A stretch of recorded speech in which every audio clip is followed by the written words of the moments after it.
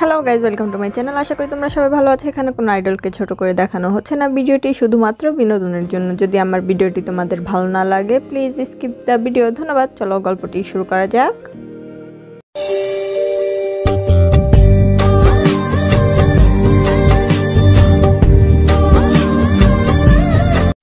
যাই হোক, নিজের ফোনে টুংটাং আওয়াজ পেয়ে ফোনটা হাতে নিয়ে ফোন চেক করে তের মেসেজ দেখে ভ্রুকুসকে আশেপাশে তাকাতে শুরু করে। তখন দেখে যে পাশের একটা টেবিলে তে আর ন্যান্সি বসে আছে। তা দেখে যেহোপ যেই না উঠে যেতে নেবে, তে সাথে সাথে চোখের ইশারায় না করে আর যেহোপ ও বসে যায়। তখন ওর ফোনে আরেকটা মেসেজ আসে, তুই এখন ওয়াইনকে টান দে, আর আমরা যে এখন এখানে উপস্থিত আছি সেটা তুই একেবারে ভুলে যা। মনে করবি আমরা এখানে আসিনি, আর রাতে আমার সাথে দেখা করবি, ব্যাস। যাই হোক, সাথে সাথে মাথা নাড়াইতে তা বুঝতে পেরে ন্যান্সিকে নিয়ে ক্যাফে থেকে বেরিয়ে আসে। একটুখানি হাঁটার পর ন্যান্সি বলে, একই সবাই এখানে এভাবে গোল হয়ে দাঁড়িয়ে আছে কেন, আর বোগামি এরকম অদ্ভুত মুখভঙ্গি করছে কেন? আই ডোন্ট নো, চলো গিয়ে দেখি। এই বলেই ন্যান্সি আর তে ওদের কাছে এগিয়ে যায়। সবাই বিভিন্ন কথা বোগামকে বলছে, কিন্তু বোগাম অদ্ভুতভাবে ওদের দিকে তাকাচ্ছে, কেমন যেন মুখ বেঁকাচ্ছে। তা দেখে তের ভীষণ হাসি পাচ্ছে, কিন্তু কিছুই বলে না। তখন পাশ থেকে লিসা বলে, বোগাম ভাইয়া, তুমি এমন করছো কেন? আমরা কি বলছি তুমি কি আমাদের কথা বুঝতে পারছো না নাকি? হ্যাঁ, লিসা তো ঠিকই বলেছে, তুই কি আমাদের কথা বুঝতে পারছিস না? কি আমরা কি বলছি তুই একটু বুঝ, এরকম মুখ বেঁকাচ্ছিস কেন? না ভাই, আসলে তোদের এই সহানুভূতিটা না আমি ঠিক হজম করতে পারছি না। মানেটা তোমাদের আমি বুঝিয়ে বলছি। পিছন থেকে তের কথা শুনে সবাই পিছন ঘুরে তাকায়, দেখে যে ন্যান্সি আর তে সেখানে দাঁড়িয়ে আছে। ন্যান্সিকে দেখে সবার ভ্রু কুঁচকে যায়। তখন তে বলে, কুল ডাউন গাইস, ওর দিকে এভাবে তাকিও না। ওর নিজের ভুলটা বুঝতে পেরেছে, তাই ও বোগামের কাছে ক্ষমা চাইতে এসেছে। ইটস ওকেতে, আমি অলরেডি ওকে ক্ষমা করে দিয়েছি। এখানে ওর কোনো দোষ ছিল না, আসলে দোষটা আমারই ছিল। আমি ওকে একটু বেশি বিরক্ত করে ফেলেছি, এটা স্বাভাবিক। How sweet of you বোগাম। তের একটা কথায় সবার চোখ যেন কোটর থেকে বেরিয়ে আসার মতো। অন্যদিকে জাংকুক তো রাগী দৃষ্টিতে বোগামের দিকে তাকিয়ে আছে। বোগাম ঢোক গিলে জাংকুকের দিকে তাকায়। ভাই, তুই এভাবে আমার দিকে তাকিয়ে আছিস কেন? আমি কিছুই করিনি। ও তাই, এতক্ষণ ধরে আমরা এত কথা বলছি, তুই শুধু মুখ বেঁকিয়ে দিয়েছিস, আর এখন তোর কথা শুনে তোর মুখ বেঁকানো আসছে না? না, ওর এখন মুখ বেঁকানো আসছে না, কারণ প্রথমত আমি ওকে কথাগুলো স্বাভাবিকভাবেই বলেছি, যে কারণে ওর মুখ বেঁকানো আসছে না। আর দ্বিতীয়ত তোমরা এরকম অদ্ভুত বিহেভ করছো কেন? ওকে তোমরা যত সান্ত্বনা দিচ্ছ তত ওর কাছে বিরক্ত লাগছে। ও মনে হচ্ছে মঙ্গল গ্রহের কোনো প্রাণী, তাই ও এরকম মুখ বেঁকাচ্ছিল। তোমাদের সিম্পাথি ঠিক ওর হজম হয়নি, তাই ও এমন করছিল এতক্ষণ ধরে। তবে রে শালা, আমরা এতক্ষণ ধরে তোর টেনশনে মাথা ফাটিয়ে ফেলছিলাম, আর তুই এতক্ষণ ধরে আমাদের মজা নিচ্ছিলি। আমাদের কি তোর ক্লাউন মনে হয়? দেখ ভাই, প্রথমত আমার কোনো বোন নেই, আমি বাপ মার একমাত্র সন্তান। দ্বিতীয়ত তুই কি বললি তোরা ক্লাউন? আমি তোদেরকে বানাইনি, তোরা নিজেরাই নিজেদেরকে বানিয়েছিস, তোরা নিজেরাই এসব করেছিস, আমি কিচ্ছুই করিনি। বোগামের এমন কথায় এবার বাকি সবাই তেতে মেতে বোগামের দিকে এগিয়ে আসে। তা দেখে বোগাম রিসোর্টের রাস্তায় না গিয়ে রিসোর্টের উল্টো রাস্তা দিয়ে দৌড় লাগায়। পিছু পিছু বাকি সবাই দৌড়াতে শুরু করে। তা দেখে ন্যান্সি আর তে তো হাসতে হাসতে অবস্থা খারাপ। সত্যি ওরা পারেও। আচ্ছা ন্যান্সি, চলো আমরা রিসোর্টের দিকে এগোতে থাকি, ওরা এখনই চলে আসবে। ন্যান্সিও সম্মতি জানায়। তে আর ন্যান্সি রিসোর্টের দিকে এগিয়ে যাচ্ছে। তখনই ওরা লক্ষ্য করে যে দুই টিমের হাত ধরে কিছু ছেলে টানাটানি করছে। পাশ থেকে বাকি স্টুডেন্টরা দেখছে, কিন্তু কিছুই বলছে না। রিসোর্টের সামনে ঘটনাটা ঘটছে, কিন্তু বাকি স্টুডেন্টরা কেন কিছু বলছে না সেটা তের বোধগম্য হয় না। তে আরেকটু এগোতেই বুঝতে পারে যে ছেলেগুলো দুটো মেয়ের হাত ধরে টানাটানি করছে। ওদের হাতে অনেক ধরনের অস্ত্র আছে, বিভিন্ন ধারালো অস্ত্র হাতিয়ার দেখে বাকি স্টুডেন্টরা ভয়ে ওদের কাছে যাওয়ার সাহস পাচ্ছে না। কি হচ্ছেটা কি এখানে? তের কণ্ঠ শুনে সব স্টুডেন্টরা তের দিকে তাকায়। ওরা যেন একটা আশার আলো দেখতে পেয়েছে। তখনই যে দুটো মেয়ে ওদের ছেলেগুলোর হাতে বন্দি ছিল, ওরা কোনো মতে ছেলেগুলোর থেকে নিজেদের হাত ছাড়িয়ে দৌড়ে তের পিছনে এসে দাঁড়ায়। আমাদেরকে হেল্প করো প্লিজ। ওরা ওরা তে মেয়েগুলোর দিকে তাকায়। মেয়েগুলো অসহায় দৃষ্টিতে তের দিকে তাকিয়ে আছে। ওরা কাঁদতে কাঁদতে ওদের হাল বেহাল হয়ে গেছে। ওরা হেসকি তুলেই যাচ্ছে। ওদের পুরো কথা সম্পূর্ণ হতে পারেনি, গলায় কথা দলা পাকিয়ে যাচ্ছে। তা দেখে তের যা বোঝার বোঝা হয়ে গেছে। তাই তে ছেলেগুলোর দিকে তাকিয়ে বলে, সমস্যা কি তোদের? আর তোদের এখানে কি চাই? আরে বাস, এখানে তো দুটো পাখিকে ধরার বদলে আরো পাখি এসে হাতে ধরা দিচ্ছে। সমস্যা নাই পাখি, তুমিও আমাদের সাথে চলো। এই বলেই ছেলেগুলোর মধ্যে থেকে একটি ছেলে এসে যে না ওদেরকে আবারও ধরতে যাবে, ঠিক সেই সময়তে ওই ছেলেটার বুক বরাবর এক লাথি মেরে দেয়। সত্যি তোদের সাহস দেখে অবাক হচ্ছি, কারণ আমার রিসোর্টের সামনেই তোরা দাঁড়িয়ে আমারই ক্লাসমেটের গায়ে হাত দিচ্ছিস। তোরা কি ভেবেছিস এখান থেকে বেঁচে ফিরতে পারবি? ঠিক সেই সময় বাকিরাও সেখানে উপস্থিত হয়। তারা কিছুই বুঝতে পারছে না আসলে কি হচ্ছে, তে কাদের সাথে কথা বলছে, ওই ছেলেগুলোই বা কারা। বাবা, মামুনির দেখি বেশ ঝাঁজ। সমস্যা নেই, তোদের ঝাঁজ কিভাবে মেটাতে হয় সেটা আমরা খুব ভালো করেই জানি। আগে তোদেরকে এখান থেকে নিয়ে যাই, তারপরে তোদের যত ঝাঁজ আছে সব আমরা বের করে নেব। তখনই বকাটে ছেলেরা তেদের দিকে এগিয়ে আসতে শুরু করে। তা দেখে তে সাথে সাথে ন্যান্সিকে বলে মেয়ে দুটোকে নিয়ে একটু সাইড হয়ে দাঁড়াতে। ন্যান্সিও তের কথা মতো মেয়ে দুটোকে নিয়ে সাইডে চলে যায়। তে ওই ছেলেগুলোর সাথে মারামারি শুরু হয়ে যায়। তা দেখে কি জাংকুকরা চুপচুপ করে বসে থাকবে? ওরা তো হাতে হাত দিয়ে বসে থাকার মানুষ না, ওরাও তের সাথে যোগ হয়। তুমুল মারামারি হচ্ছে। বাকি স্টুডেন্টরা ভয়ে সেদিকে যাচ্ছে না, কারণ অন্য অন্য বখাটে ছেলেদের হাতে অনেক রকমের ধারালো অস্ত্র আছে, আর তেরা খালি হাতে ওদের সাথে ফাইট করছে। তা দেখে স্টুডেন্টরা এগোতে চাইলেও সাহস পাচ্ছে না। সাবধানে, তোমার লেগে যাবে। জিমিনের কথা শুনে তে একটু অন্যমনস্ক হয়ে যায় আর জিমিনের দিকে ঘুরে। তখনই একটি ছেলে পিছন দিক থেকে তেকে আক্রমণ করতে নেয়।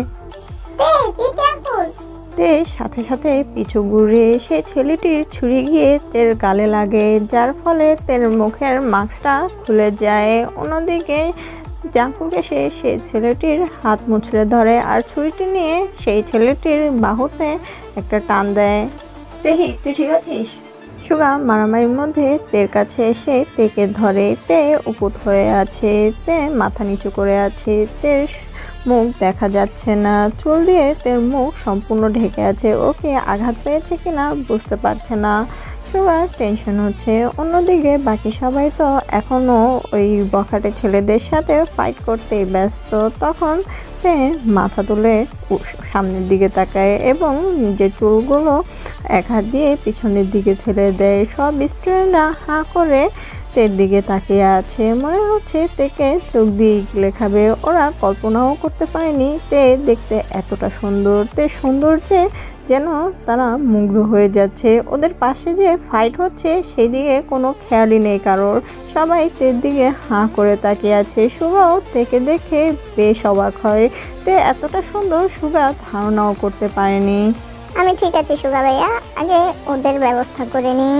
তারপর তে আবারও মারামারি করতে শুরু করে। সুগাও ওদেরকে হেল্প করছে। সবাই মারামারির এক পর্যায়ে সবগুলোকে মেরে কুপকাত করে দেয় এবং তে সেখানে চুপচাপ দাঁড়িয়ে থাকে। দাঁড়িয়ে পাশ থেকে ওর হাতে ইশারা করে। তখনই আড়াল থেকে কয়েকজন গার্ড বেরিয়ে আসে। গার্ডগুলো এসে সবার আগে স্টুডেন্টগুলোকে রিসোর্টের ভিতরে ঢুকিয়ে দেয় এবং পরবর্তীতে সে বাকি যে ছেলেপেলেগুলো আছে ওগুলোর মাথায় বন্দুক তাক করে। বখাটে ছেলেগুলোর এবার একটু ভয় করে, কিন্তু তাদের লিডার তখনই একটা কাণ্ড ঘটিয়ে বসে। সে উঠে গিয়ে পাশে থাকা জিমিনের গলায় ছুরি ধরে। তা দেখে তে ভয় পেয়ে যায়। কি করছিস তুই?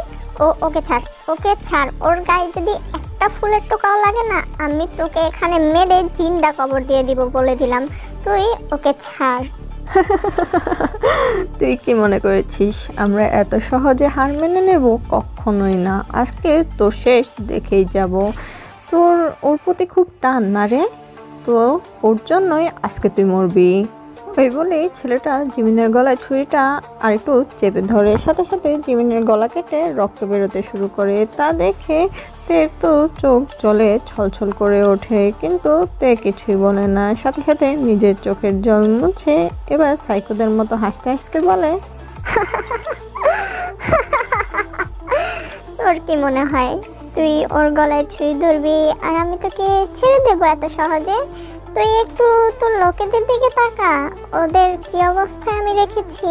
আমার একটা কথায় তোর লোকেদের মাথার খুলি উড়িয়ে দেবে আমার গার্ডেরা। আর তুই ওর গলায় ছুরি ধরে তোর জীবনের সবচেয়ে বড় ভুলটা করেছিস জানিস। তবে তোর মৃত্যু আমার হতেই হবে, সেটা নিশ্চিত, আমি তোকে বলে রাখলাম।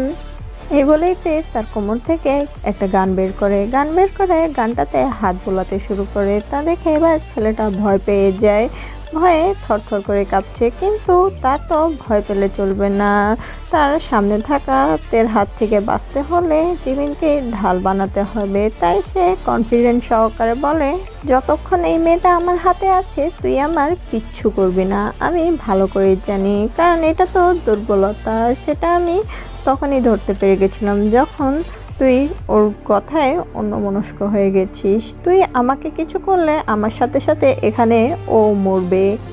এই বলে ছেলেটা জিমিনের গলায় ছুরি দিয়ে এক হাতে ধরে রেখে অন্য হাতে নিজের পকেট থেকে ফোন বের করে কাউকে একটা ফোন করে আসতে বলে। তা দেখতে বলে, ডাক, তোর কোন বাপকে ডাকবি ডেকে নে, কারণ আজকে তোর কোনো বাপই আমার হাত থেকে তোকে বাঁচাতে পারবে না। এই বলেই তে আস্তে আস্তে এক পা দুপা করে ছেলেটির দিকে আগাতে শুরু করে। তের চোখে রাগ স্পষ্ট, তা দেখে যেন ওই ছেলেটির আত্মা ভয়ে শুকিয়ে যাচ্ছে।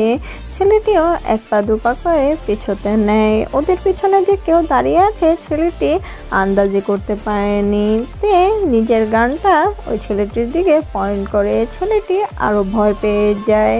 ঠিক সেই সময় কেউ একজন একদম ওই ছেলেটির পিছন বরাবর এসে দাঁড়ায়। তে সুযোগ বুঝে ছেলেটির পায়ে শুট করে দেয়। তখনই ওই ছেলেটির হাত কেউ একজন ধরে নেয় আর এক ধাক্কায় জিমিনকে ছেলেটির থেকে দূরে সরিয়ে দেয় এবং ছেলেটির হাত মুচড়ে ছুরিটি ফেলে উত্তম মধ্যম মারতে শুরু করে।